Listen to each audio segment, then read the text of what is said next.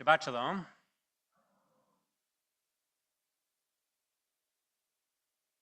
As you know, elections are right around the corner. And now that the Johnson Amendment is no longer being enforced, I thought that I would give you my recommendations who to vote for.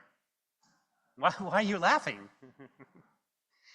These suggestions come after much thought and deliberation. I consulted the Torah and directly with God, and so they are backed by divine authority.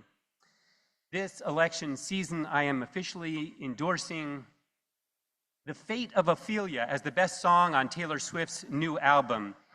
Keep it 100 on the land and the sea and the sky. Pledge allegiance to your hands and your teams and your vibe. There's been much ink spilled in the Jewish press these past 2 weeks in particular over elections for the mayor in New York City. Though most have no say in the outcome, Jews across the country have weighed in, and for good reason. The city with the largest Jewish community in the United States is publicly wrestling over an election that in some way is seen to be a bellwether for the future of Jews in America.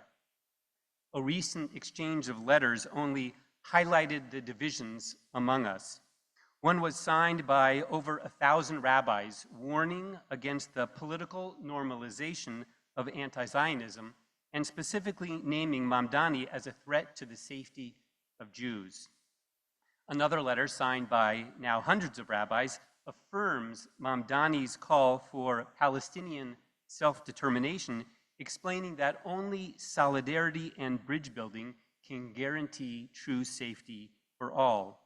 A third letter, signed by a slew of Jewish organizations, agrees with Mamdani's assertion that Israel is an apartheid state and has committed genocide, and warns against disenfranchising young progressive Jews. 3 letters representing 3 distinct perspectives. Now, as you know, disagreements among Jews is nothing new.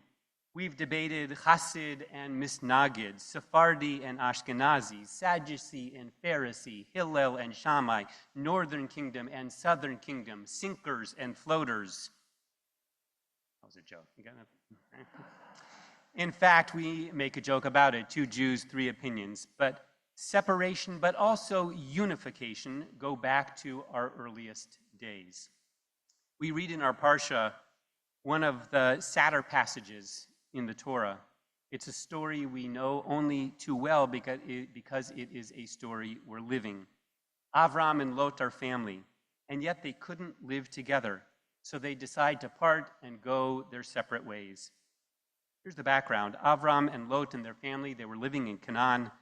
They were together. In fact, the Torah emphasizes at least 3 times, Velot imo, that Lot was with Abraham. Things seemed to be going fine. Both were doing quite well for themselves. The Torah says that Abraham had much cattle and gold and silver, and for his part, Lot had acquired flocks and herds and tents. And they settled not far from a place called Bethel. So what happens?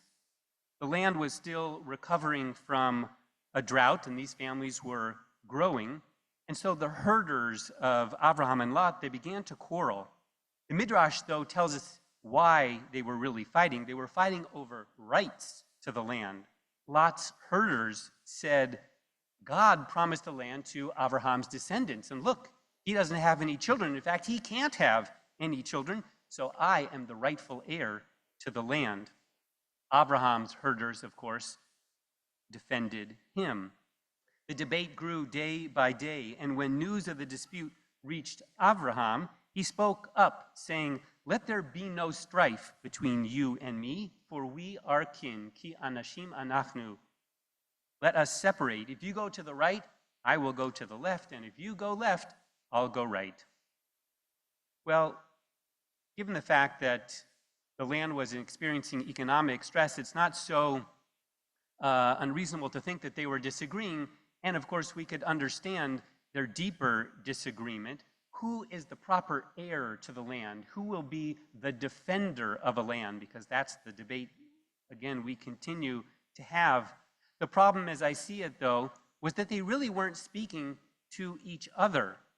at least not directly. Yes, the herdsmen were arguing, the Torah says, but rather than discuss it with Lot, Abraham just avoids the confrontation altogether. He says, let us not quarrel, but he had actually never spoken to Lot about it.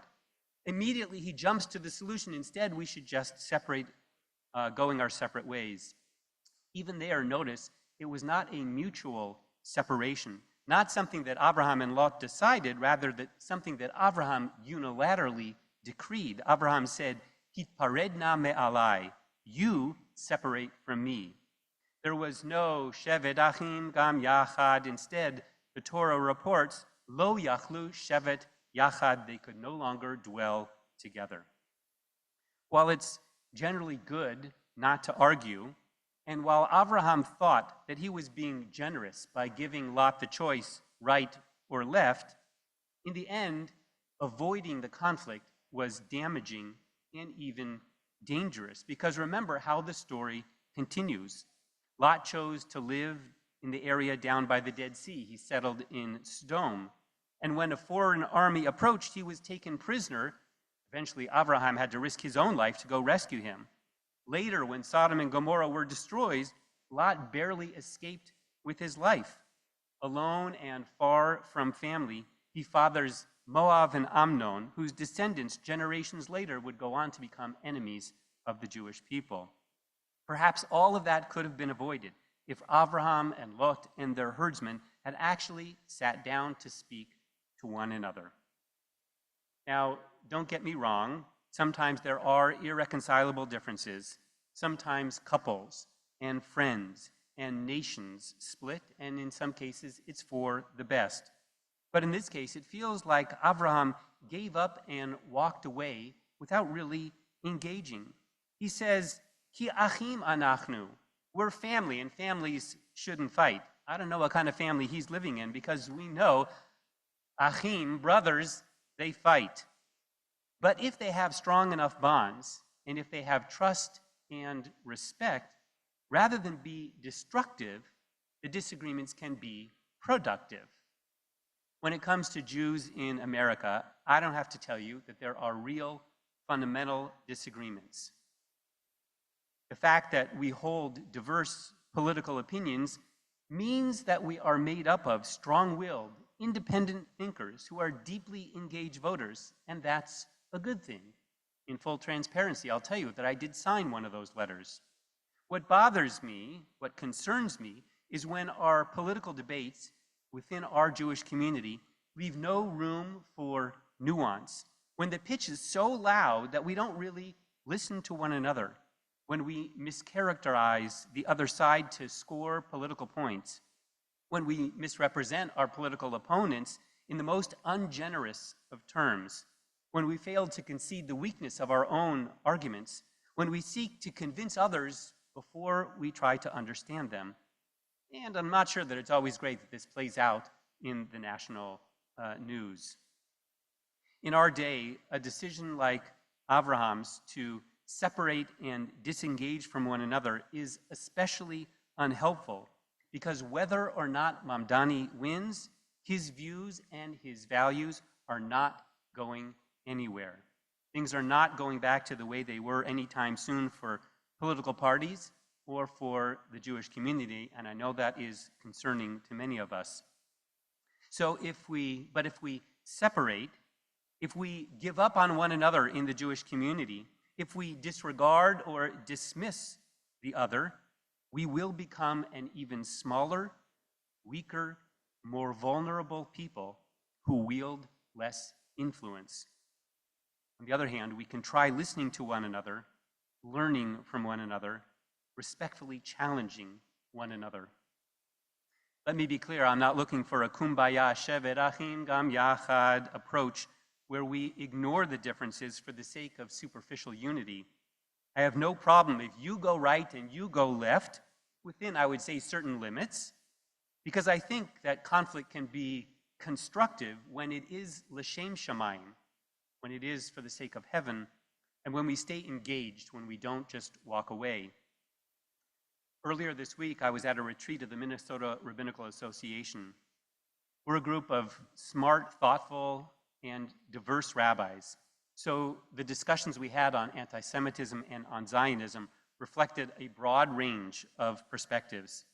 Our time together reminded me that we share many values, that we all care about the Jewish people and about Israel, and that the differences between us, though they were definitely challenging and concerning, were also interesting and instructive. And we learned some Torah. Why does the Torah begin with the letter Bet? Asked the Shlach Kadosh, Rabbi Isaiah Horowitz, from a 17th century mystic from Sfat. Because Bet in Gematria is 2. It is a symbol of division, of multiplicity, not unity.